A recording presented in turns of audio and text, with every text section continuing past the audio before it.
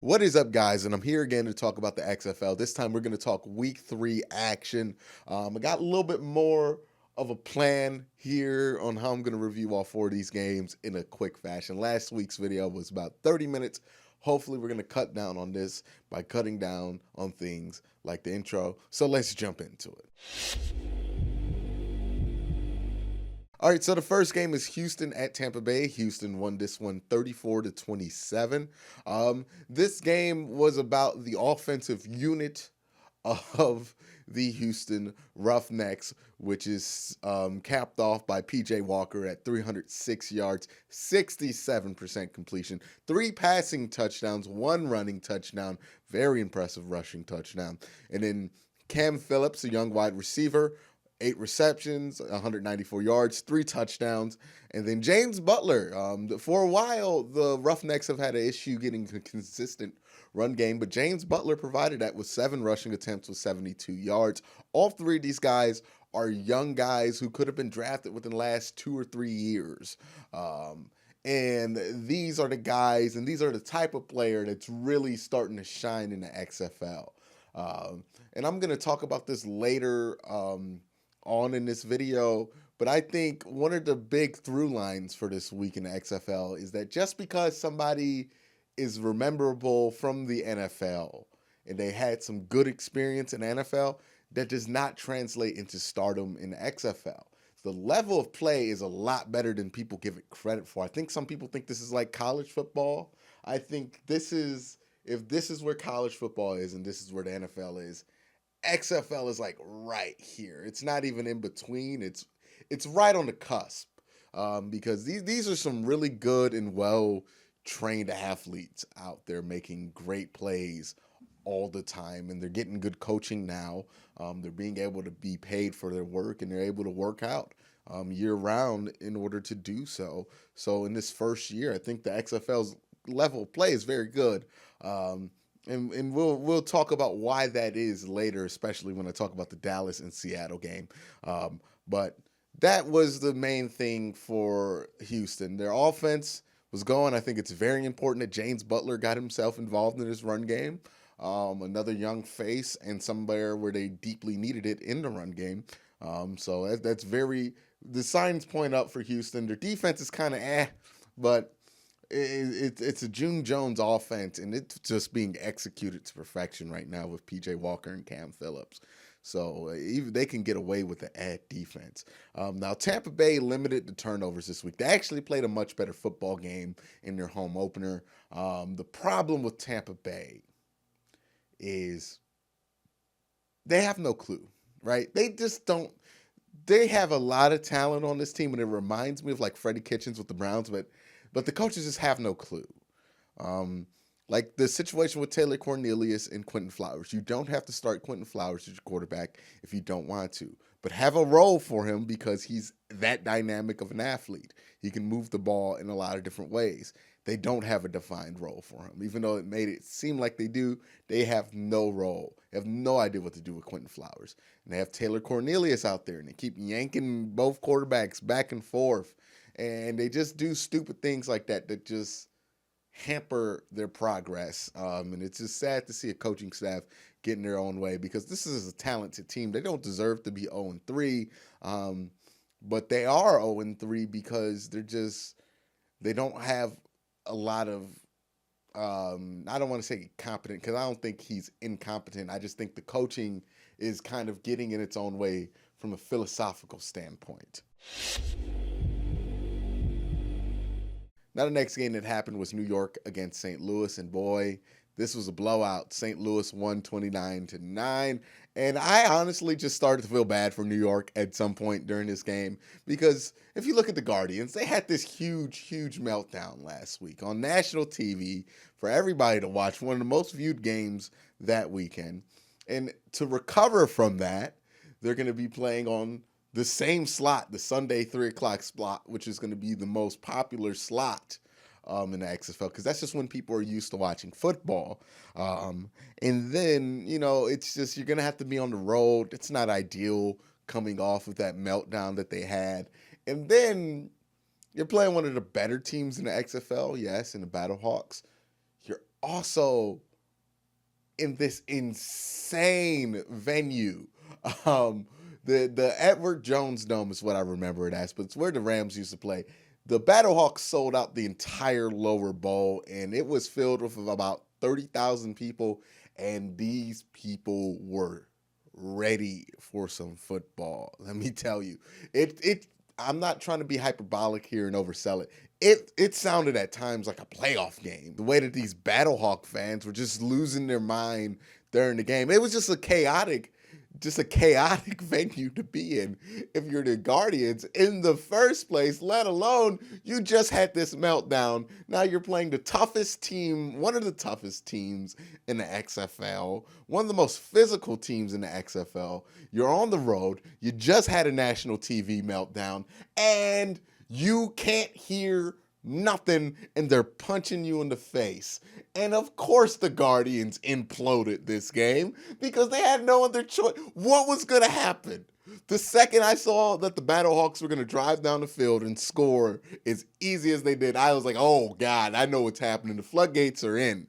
You know, this is the kind of thing that you kind of see in college football where it's two teams coming in. You know, somebody's playing like Penn State, and they're really jacked up for their home game, and you just see the momentum just overtake a team, and they just get beat down, and you just realize that they had no shot. And the Guardians just had no shot. They had no chance. It's not worth breaking down what happened in this game for the Guardians because they got no shot. Jordan Teamu is getting better every week. This running game is ridiculous with Christine Michael and Matt Jones, two recognizable NFL names, two guys who I thought would still be in the NFL. And they're just so physical, and it was so loud, and it was just such an unforgiving place to play a road game after you just melted down off of the face of the earth the week before. And, you know, this Guardians team did melt down. They were getting in fights, punches, just chaos. Just chaos. So maybe the Guardians could do better next week against LA. I believe that's going to be at home, whatever kind of home field they're going to. By the way, it's not going to look good, MetLife Stadium with like 10 people in it, because I doubt people are going to show up next week to watch the Guardians after just seeing them implode like they did against St. Louis. So hopefully that game's not going to look great on TV. But even then, LA just beat down DC by like 30 points. They don't get a break, man. I feel bad for the Guardians, man. All right, and the last game of the week, I kind of alluded to it, was LA versus DC. And LA stomped a mud hole in that DC booty. They beat it down, they tore it up, and they ripped it all to shreds. DC came in here as the top team, pretty much undisputedly, coming into this game, and they left it with a ton of question marks because nobody expected the LA Wildcats to do this. Now, LA was not as bad as their record indicated. They were 0-2 coming into this game, but I think they played the Roughnecks in week 1, and then last week, I forget who they played, but I do remember that they had a very, very close game with whoever they played. But this week they brought it. It seemed like they had whatever defensive problems they had early in the season. They had those figured out. They seemed like they were super focused on this game all week. The way that the players were talking about this game, they were really amped up to prove something against DC. There was a feisty game all the way around. It almost felt like a rivalry game, the way that these two sides were just going at it. DC really, really looked jet lagged.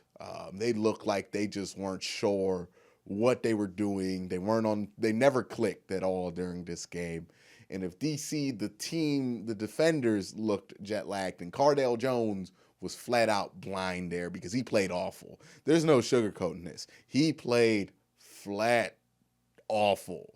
4 interceptions, just probably the worst game. And I've watched Cardale since he was in Glenville, in Cleveland in high school. I think this is the worst game I've ever seen Cardale play in his life. And I don't think there's a lot of people in Cleveland that would disagree with me. This was the worst game Cardell's ever played. He looked jet lagged. He looked blind. He looked not his usual confident self. Just a big question mark, such an anomaly. It almost reminded me of when the Ravens played the Browns in week 4 of this season, and they just didn't show up at all and just got beat down. But this was worse. And also, Josh Johnson played very well. Nelson Spruce played very well. They had some very, very good players on the other side of the ball. Sean Oakman is on the defensive line for LA as well. So, that team's talented and that team's good. But man, DC just left me with a ton of questions after this very, very questionable performance by them. So let's just jump into power ranking.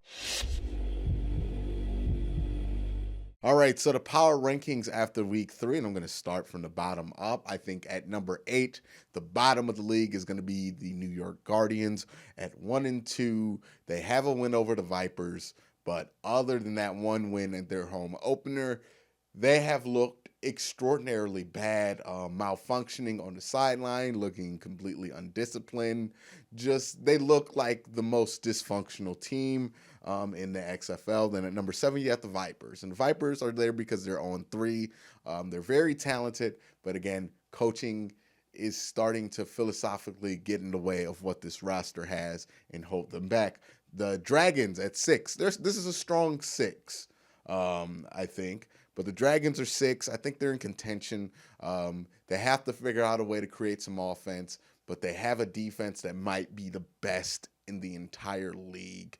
So we'll see what happens there. The XFL Wildcats, they looked bad for 2 weeks. Well, they looked all right for 2 weeks. They just couldn't get over the hump. 1 week they didn't have their starting quarterback, Josh Johnson. The next week was his first week there. They lost to Dallas. It was kind of a back and forth game. And this week, this was the Josh Johnson that we thought we would see. This is, the kind of performance we thought we were going to get with the LA Wildcats. And they finally got their first win, but they only have 1 win. So that's why they're in the number 5 spot. And then number 4, which is a playoff eligible spot right now, you have the XFL Renegades. Hey, that Donald Farm dude, he's 6'8", 240 and runs like a 4.6. Who's going to stop that? That's hard to stop in the NFL. And I don't know why he doesn't have an NFL contract right now.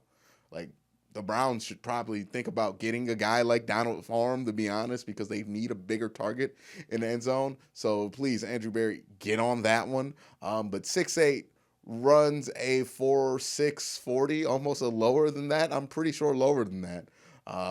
Yeah, dude's legit.